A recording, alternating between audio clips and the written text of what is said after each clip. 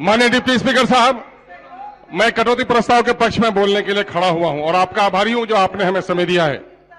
मान्यवर, इस वक्त तो जरूरत इसकी थी कि व्यापक बहस कराया जाए और तमाम तर विभागों पर सरकार के कार्यकलाप पर रोशनी डाली जाए, लेकिन अच्छा किया है शिक्षा को विषय बनाकर वाद विवाद को आपने आगे बढ़ाया है, इसके लिए मैं आपको बधाई देता हूं।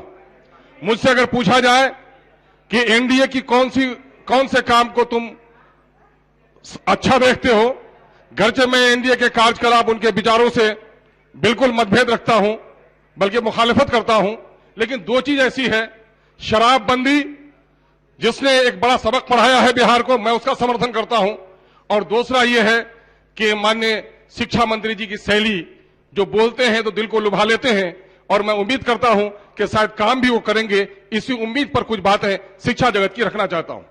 मान्यवर, कोविड की वजह से 1 साल से गरीबों के बच्चों का स्कूल छूट गया है। अमीरों के बच्चे गूगल मीट में, जूम में, गूगल क्लास में क्लास कर रहे हैं। अभी 7 नवंबर को जो रिपोर्ट आई है असर की, उसने बता दिया है कि एडमिशन बढ़ा है, 96% बच्चे स्कूल पहुंचे हैं। लेकिन दूसरा रूप यह है कि 30% बच्चे क्लास 8 के, उससे ज्यादा के लोग अपने सिलेबस की किताब नहीं पढ़ पाते हैं। इस पर गौर करने की जरूरत है कि शिक्षा किसका नाम है, उसको हमको देखने की जरूरत है। चूंकि बिहार में खनिज नहीं है और मानव संसाधन के विकास के बगैर बिहार का विकास नहीं हो सकता। मैं आपको स्कूल की स्थिति बताना चाहता हूं कि इस वक्त बिहार में उर्दू को दूसरी सरकारी जबान की हैसियत हासिल है, और नतीजा यह है कि बिहार के 80,000 से ज्यादा स्कूलों में उर्दू की टीचर नहीं है। और उर्दू बंगला टेट जो पास किए हैं 7 साल पहले, ये बच्चे आज डंडे खा रहे हैं, किसी का सुहाग उतर रहा है, किसी की मार हो रही है, कोई खुदकुशी कर रहा है।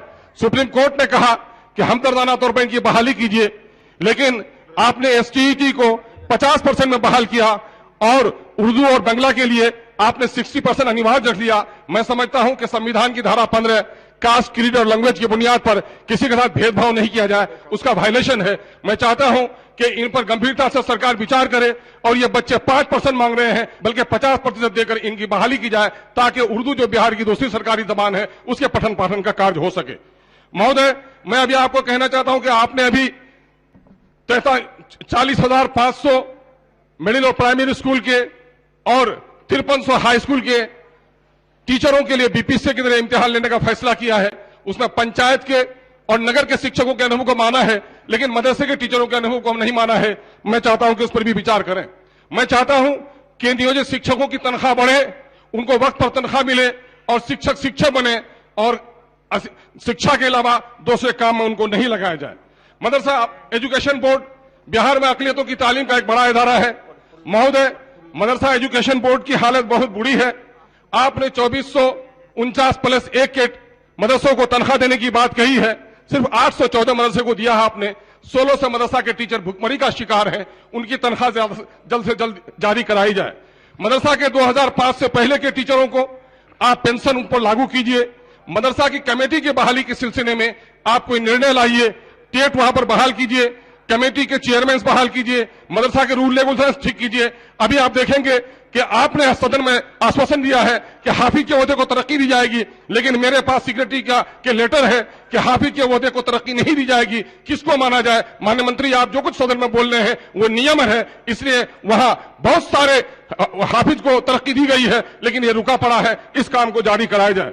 महोदय, मदरसा की कमेटी जल्दी से जल्दी बहाल करा जाए। महोदय, मदरसा शमसुल में 35 टीचर की जगह पर सिर्फ 10 है। गवर्नमेंट उर्दू लाइब्रेरी में 10 की जगह पर सिर्फ 2 है। अंजुमन तरक्की उर्दू एकेडमी, उर्दू लाइब्रेरी, इदारा तहकीकात बंद पड़ा हुआ है गोया। एएमयू किशनगंज को अब तक फंड नहीं मिल सका है तमाम, और उसके फंड के जारी कराने के लिए सरकार मरकज से सिफारिश करे। इंसाफ के साथ तरक्की का दावा करती है सरकार। नीति आयोग ने कहा है कि सीमांचल सबसे पिछड़ा है। मेरा मुतालबा है कि सीमांचल के तमाम तर ब्लॉक में वहां पर रेसिडेंशियल स्कूल कायम किया जाए। कॉलेज में बच्चों का एडमिशन ऑनलाइन नहीं बल्कि सर 2 मिनट सर उम्र दराज मांग के लाए थे, 4 दिन दो आरजू में कट गए, 2 इंतजार में बहुत कम समय मिला है सर, 2 बात सुन लिया जाए। डाइट में आप प्राइमरी एजुकेशन की टीचर को ट्रेनिंग दे रहे हैं, वहां पर बीएड की पढ़ाई शुरू करा जाए। दास्ताने गम जब हम सुनाने लगेंगे, पत्थर भी आंसू बहाने लगेंगे। उर्दू मर रही है, मिट रही है। उर्दू तालीम को जिंदा कीजिए। उर्दू बिहार की दूसरी सरकारी जबान है। मान्यवर हमारे मंत्री जी उर्दू की भाषा जब बोलते हैं सबको लपेट लेते हैं, बल्कि विपक्ष को चुप करने के लिए उर्दू के शब्दों का बड़ा सुंदर प्रयोग करते हैं। उर्दू जिंदा नहीं रहेगी तो हिंदी भी मर जाएगी। उर्दू और हिंदी दोनों जुड़वा बहन है।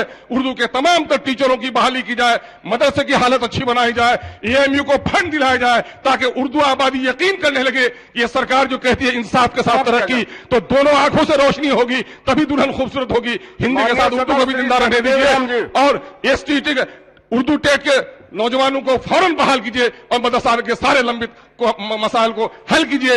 मैं इसके लिए आपने समय दिया, इसके लिए मैं आपका शुक्रिया अदा करता हूं और आशा करता हूं कि वजीर तालीम जो बड़ी संजीदगी से उर्दू के मसाइल को सुन रहे हैं, इन उर्दू के मसाइल को हल करने में फौरी इक़दाम करेंगे। बहुत बहुत धन्यवाद, शुक्रिया।